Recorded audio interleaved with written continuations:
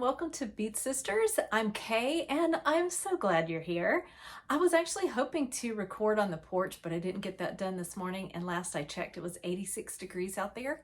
So I thought sitting in my nice, cool, comfortable craft room would be the better choice.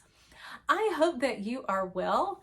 I am wearing my pear eyeglasses with the almond blossom topper, and I just love them. I'm really enjoying these.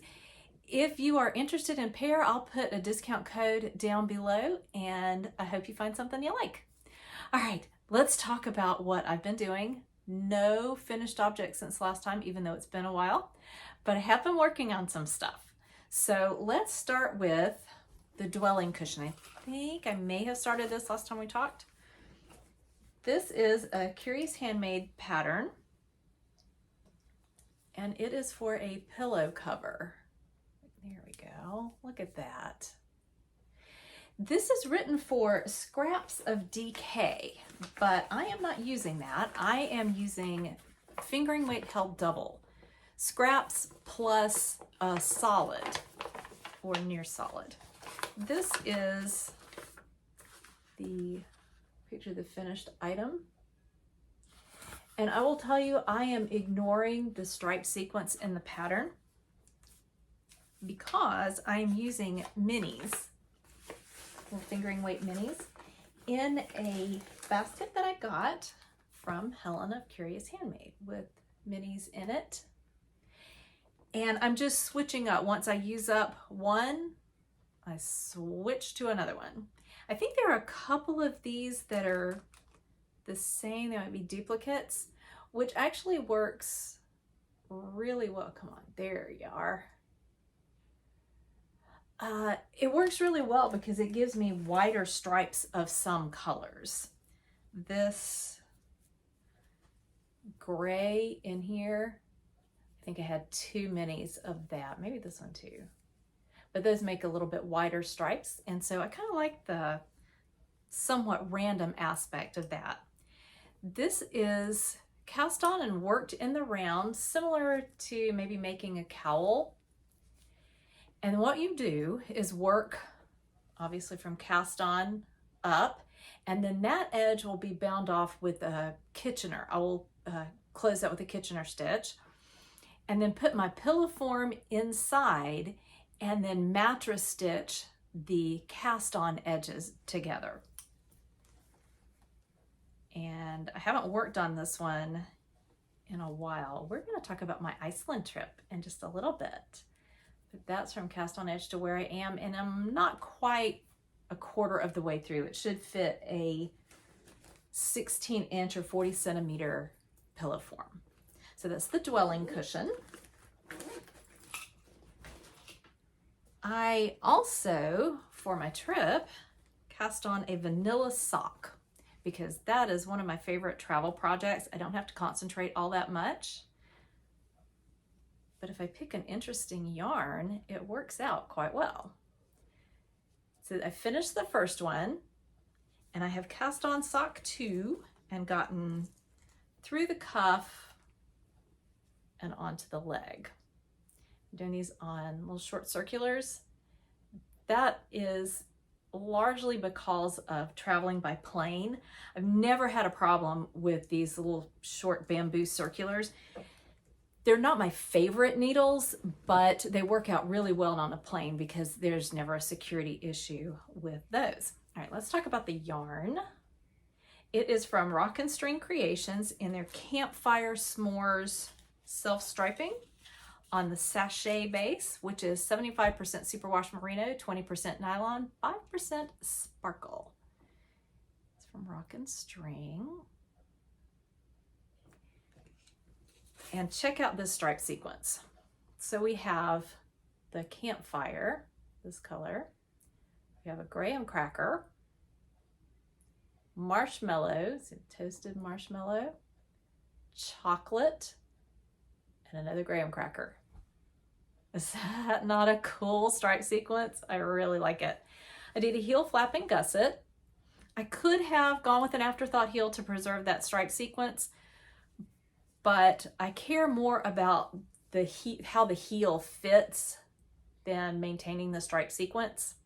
And I much prefer the way a heel flap and gusset fits me. So that's how I made that decision. And you can see how far I got on my trip. Drawstring bag that I made a couple of years ago. This fabric, I can't think what it's called. It's actually discontinued. I don't think you can buy it anymore. And if I could think what it's called and the manufacturer, I'd tell you. I've had it for years. Okay, I have cast on another project. Also a curious handmade project.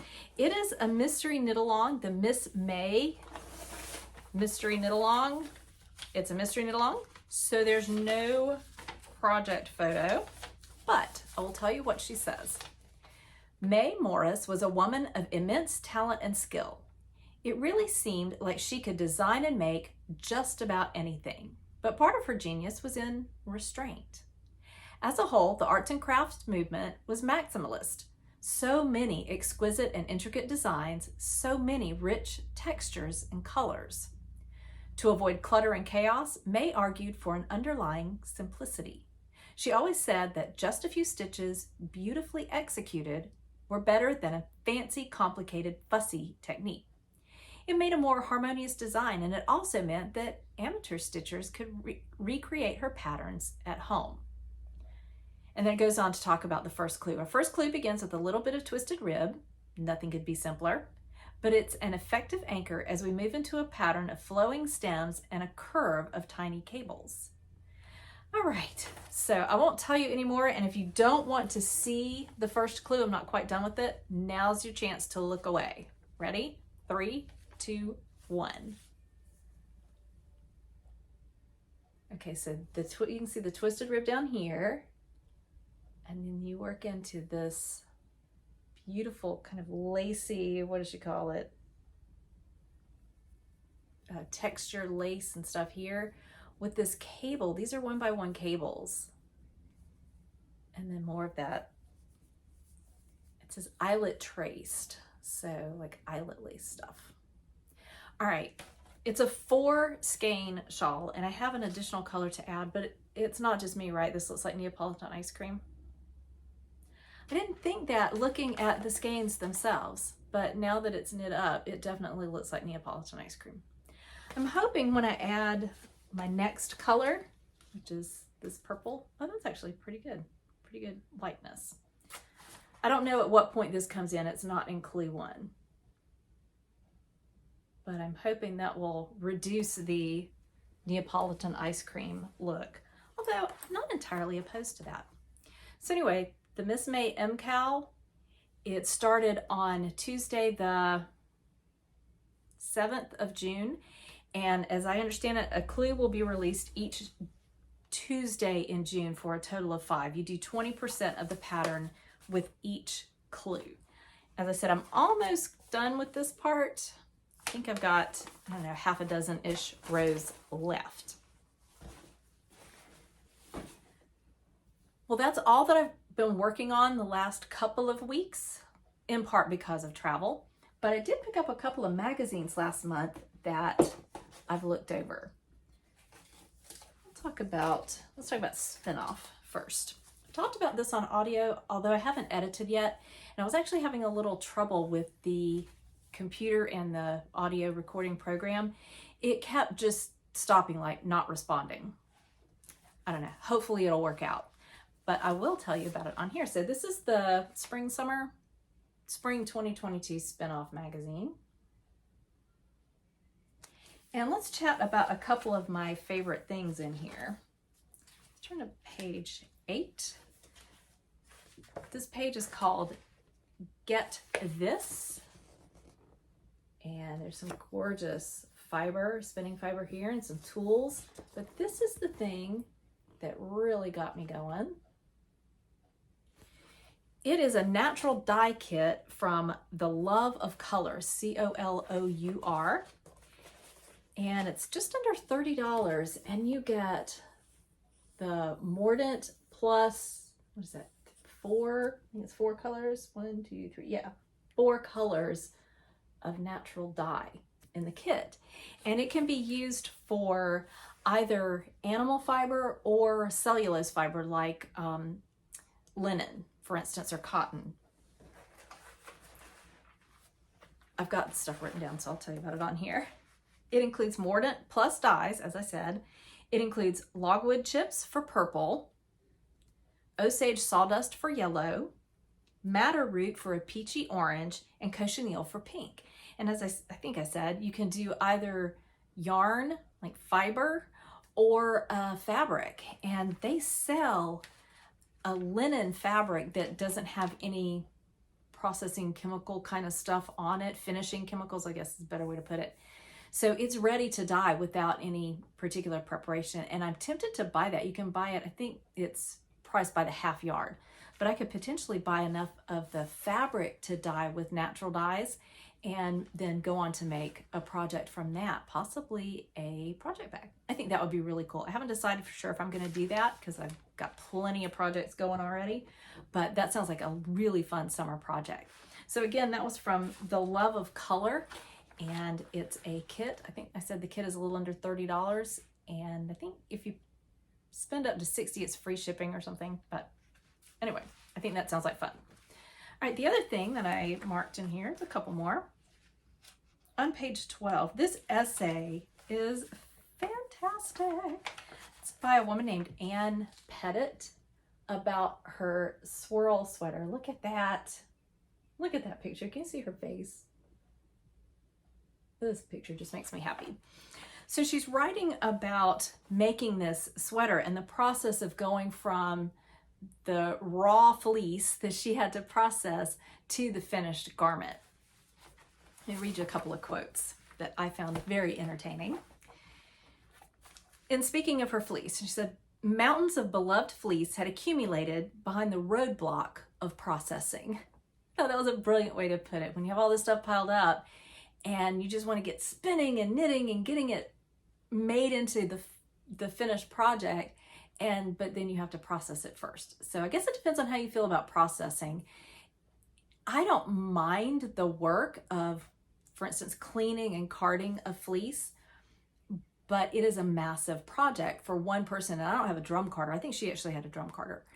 It just takes a long time to produce enough for a large project, and I tend to get a little overwhelmed. So I completely understand the feeling of a roadblock of processing. Anyway, when she got on to knitting, she was talking about making sure it fits. She had been through all of this to clean and card, and she carded in some extra stuff. Like she put, I think it was green silk, something in with the wool. She had some yarn that she had dyed as part of a guild dye day.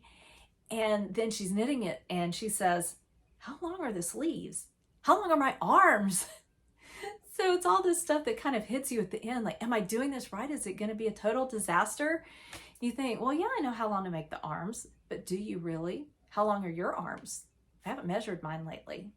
Maybe they grew. Who knows? I'm getting old. Maybe they shrank. Do you know how long your arms are? And finally, she's talking about seaming the garment together. She said, "My seams are not beautiful. I do not enjoy them."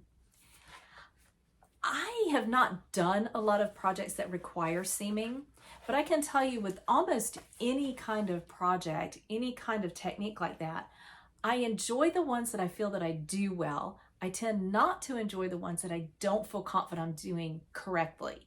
And seaming is a bit like that for me. I never feel like I'm doing it quite right. So it probably just requires a little more practice, and probably a little more practice with swatches and that kind of thing to regain some confidence in that technique.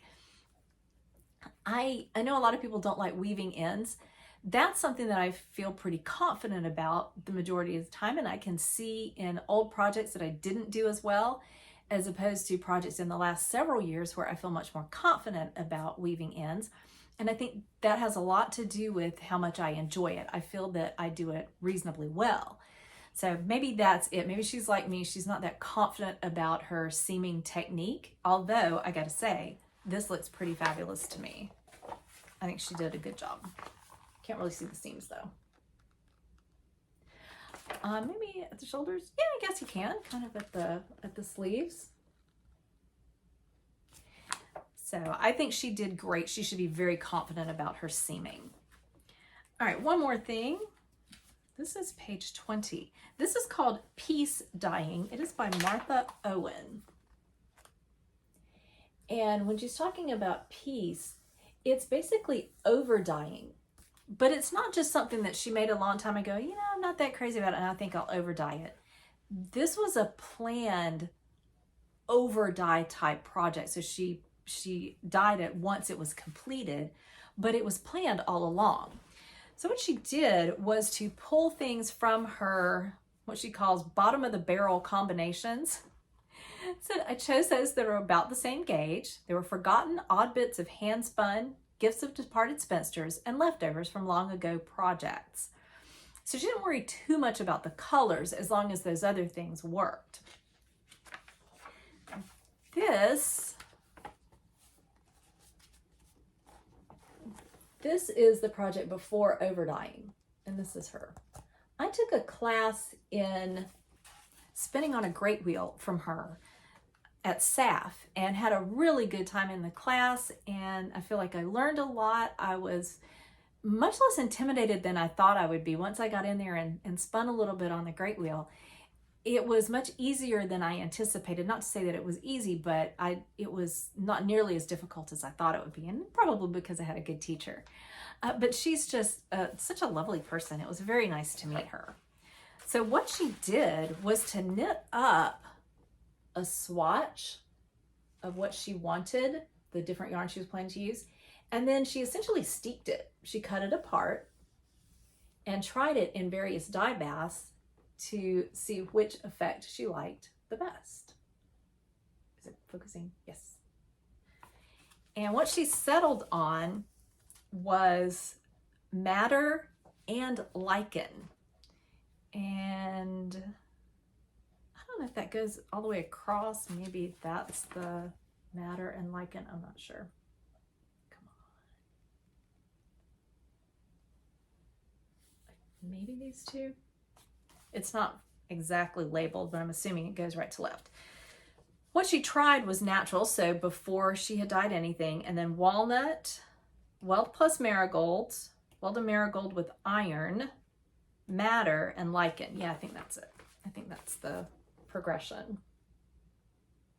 This is the prior to dyeing, walnut, weld plus marigold, that plus iron, madder, and lichen.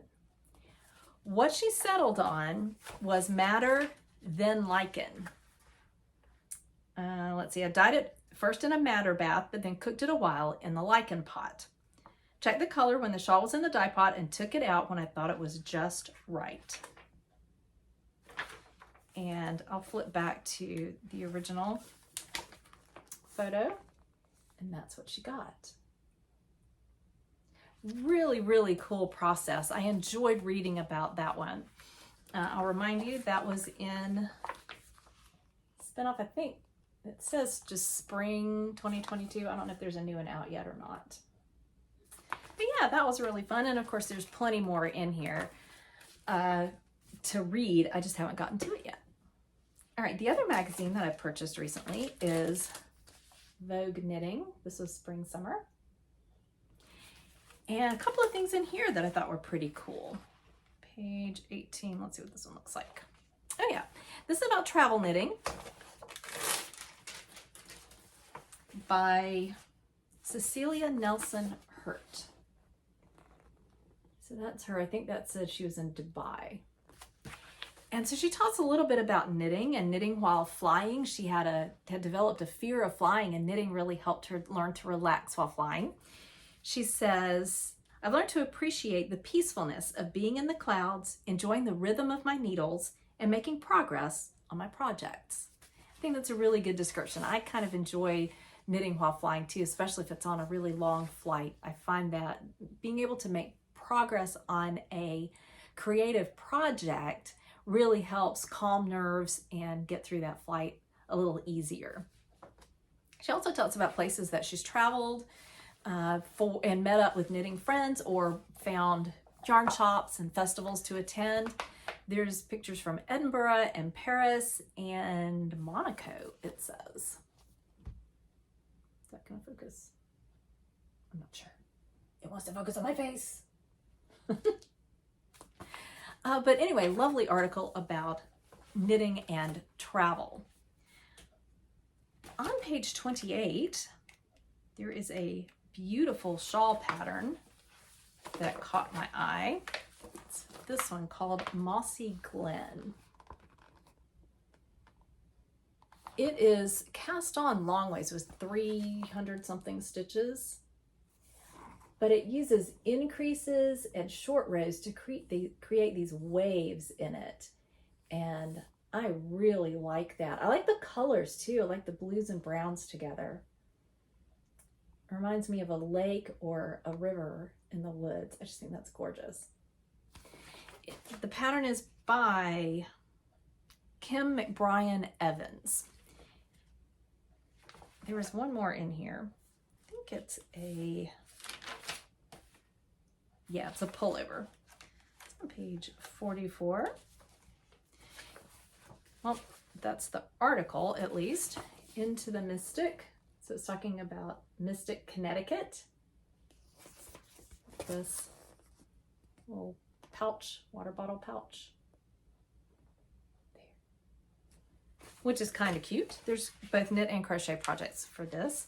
But this is the one that I really like. It's called Latham. Round cables intertwine with simple lace to create this beautiful, feminine, fisherman-inspired pullover. Another year-round classic is born. What do you think? Really love those cables. And then the lace detail included.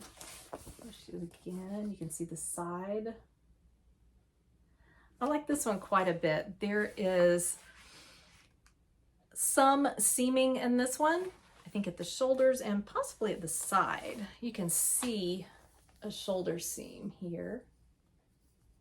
Gives a little bit of extra structure. So I like this one, Latham. This is by Jennifer Owens. Did I say that?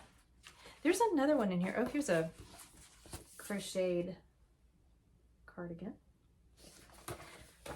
But the other one that I really like is this, Egret, Take a Swing. Lace patterns echo fisherman's cables in this swingy tee. The back is extended beyond the front for modern appeal. That one.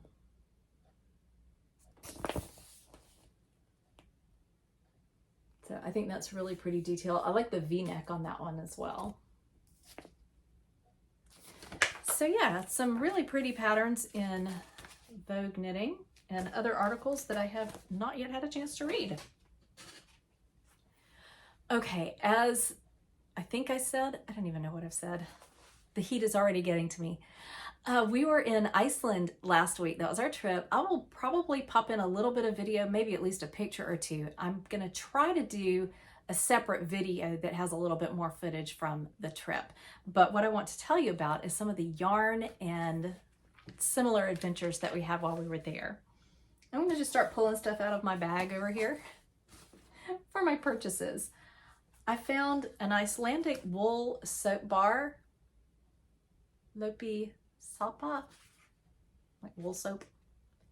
And it's a bar soap for cleaning wool. There's another one, and I can't think of the company, but I have a similar product already.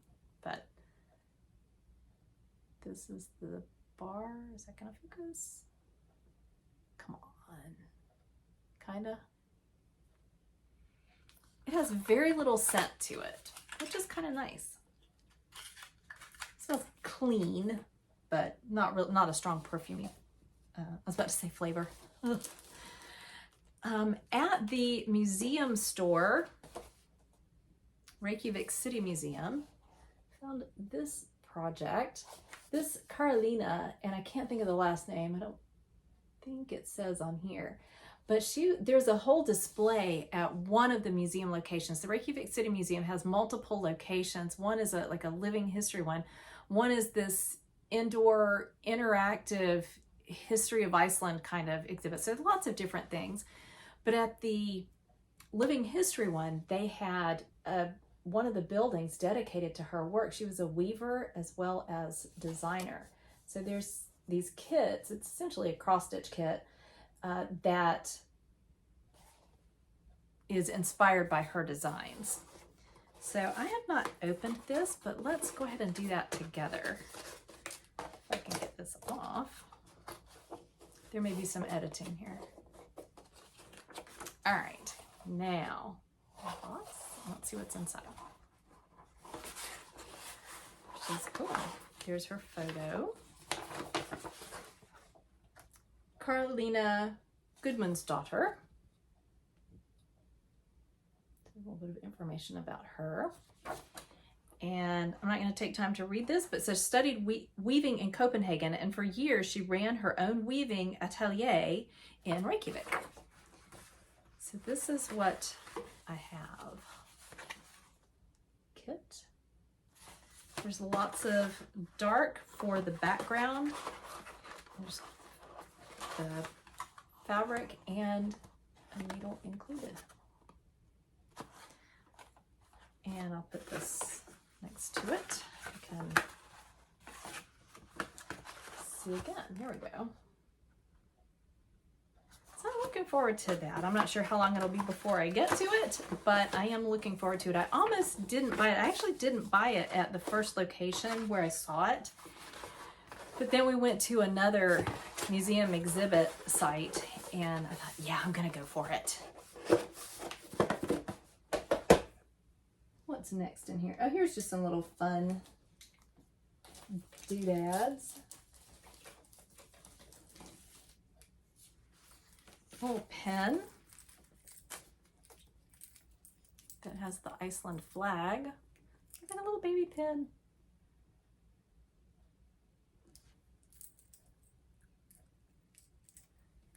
I checked them all before I left the store to make sure it worked. Not that focused at all. I have a sheep pencil. It's on a little spring. I don't know if you know the story of the Icelandic Yule lads. It's like a kind of a 12 Days of Christmas thing. And they're very mischievous. Like there's one that he comes around and just slams doors. He's kind of annoy the animals and steal milk. So I thought those would be kind of fun. There were lots of stuff like that around. And I got a tape measure, which I think is super cute. I haven't taken it out of the package, but I'm expecting to put that in one of my bags pretty soon. It's mostly yarn in there. One of the places we went, the lady was at a living history park, and she was needle binding, while she talked. And she wasn't even talking about what she was doing. She was just talking about the exhibit. But I asked her about it later, and it was really cool. So I want to give that a try too. All right, let's talk about yarn. At the same place where I got the binding needle, I got some natural dyed yarn. This is a place called Erikstadir, like Eric the Red. So there's a Viking longhouse, the remains of one, and then there's a replica built of it. And it was absolutely fascinating. They took you inside and you just kind of sat there and listened to them tell you about the Viking longhouse and the lives there. And a small group, it was our family and I think 3 other people there at that particular time. So it was almost a private tour. So we had a really, really good visit there. All right, this says light gray letlopi meadowsweet in an iron pot. And I think both of these say the same, but this one says, one's a little heavier than the other. Like this is a bulky and this is more of a worsted. But I think I can manage them as just kind of stripes or simple color work in a pair of mitts. This one says light gray. This one, well, both of them say light gray, but this one is clearly darker. I think that'll be a nice touch in some mitts or a hat. I have a skein of creamy white Lopi yarn, and I think it will work with this. This is one I found in a shop. that I don't remember seeing before. It might be available here, but it's Icelandic wool with some nylon in it at a worsted weight for socks. So I got 2 skeins. I think one would have been enough, but I went ahead and got 2 just in case because I don't know when I'll make it back to Iceland. I like the idea of a heavier pair of socks for the winter, and the fact that it has some nylon in it makes me feel a little bit better about making something a little heavier, possibly to wear around the house or wear in a pair of boots for extra warmth. So yeah. This was in the same shop. It was like in a strip mall. It was a photography and yarn shop. Hello? Pardon the interruption. This is, I think this one might be, yeah, Norway. Sandnes garn, smart yarn. This is 100% wool, I think. Yes. And this is pretty soft. I don't know if that's a merino or not, but it's very soft. And there's no nylon or anything else in it. You see that one? So I have this color and this color.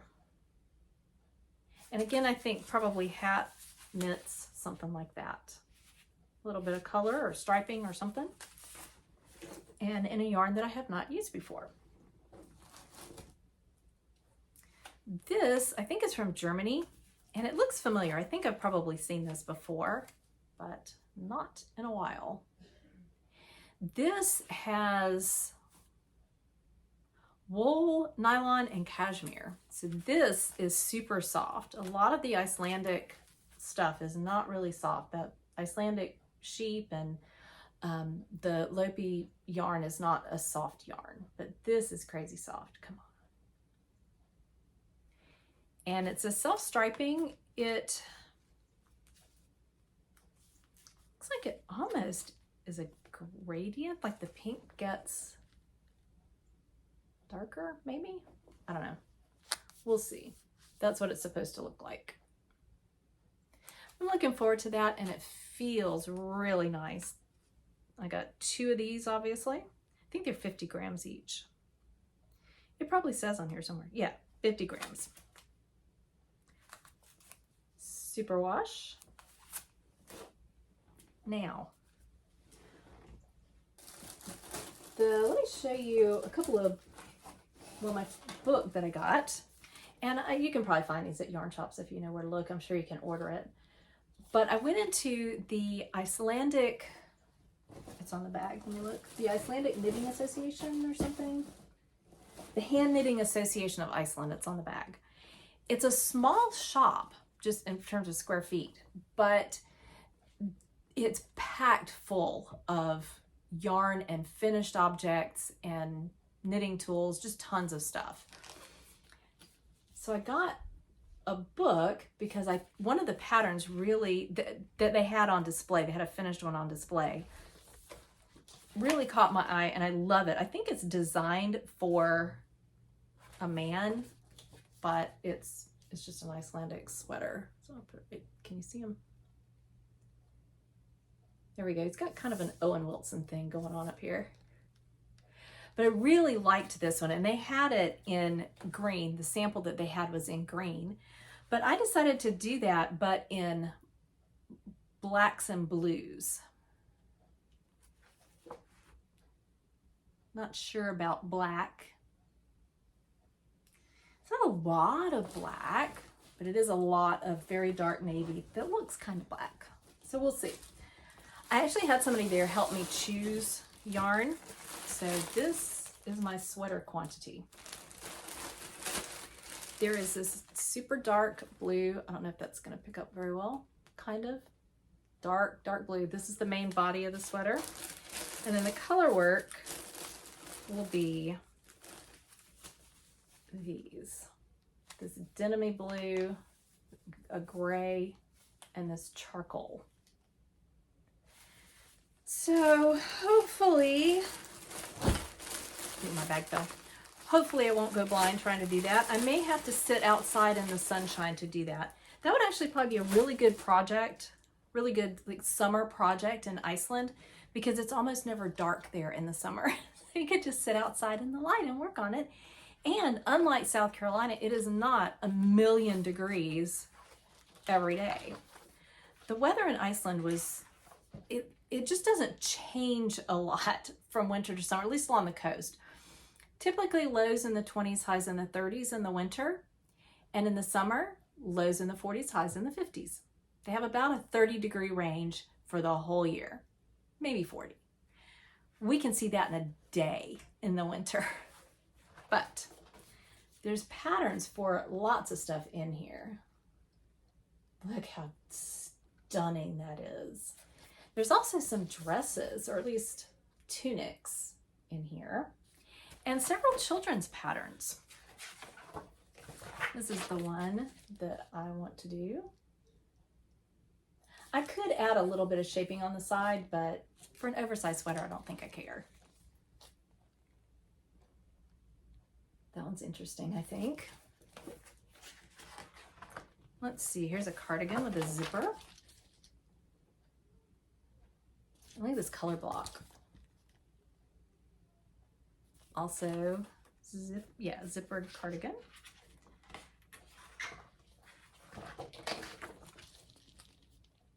That's really cool with the belt. And look at this little baby. How cute is that? Look at that hat.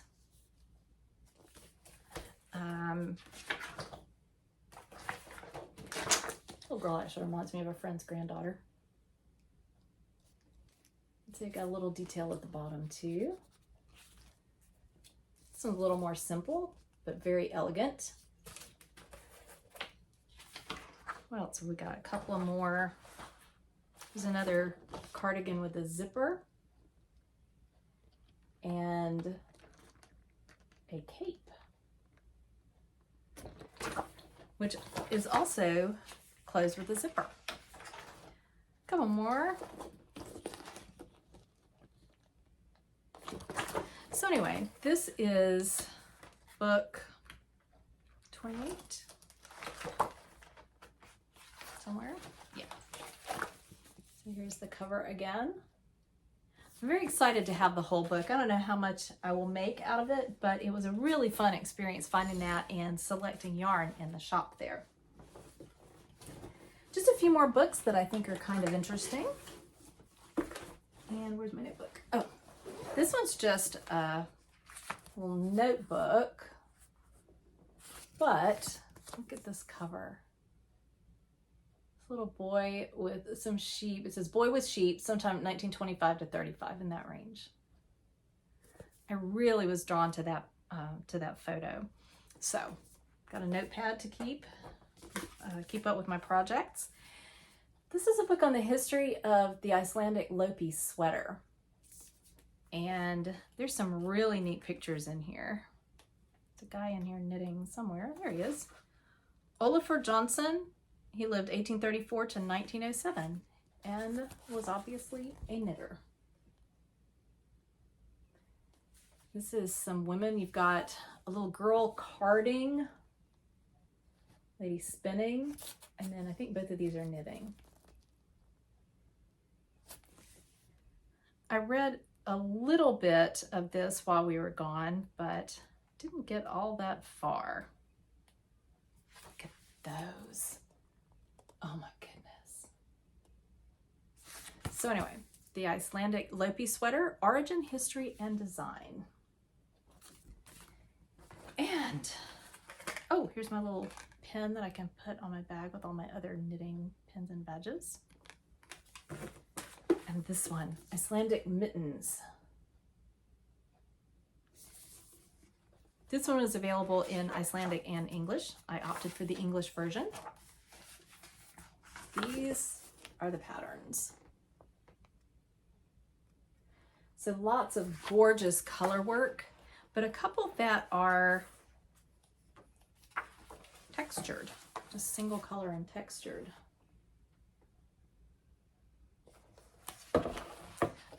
Let's see, what else do we have in here?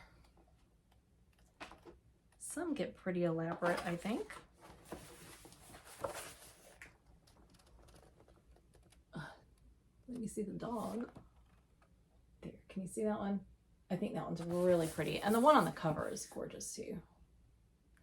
So looking forward to at least reading through it. We'll see how many projects I actually do. All right, my bag is now empty. Those are my treasures. So if you're in Reykjavik, go to the Hand Knitting Association of Iceland shop. It's small and busy and very knowledgeable people and really fun to shop there. Well, I hope that you are having a good week. I'm excited to share my travels with you. Like I said, I'll try to pop in a few pictures and hopefully get up an edited video of just some photographs and some of the video that I shot while I was there. Well, take care, everybody. Good to visit with you. If it is hot where you are, stay cool. And if it's cold where you are, stay warm.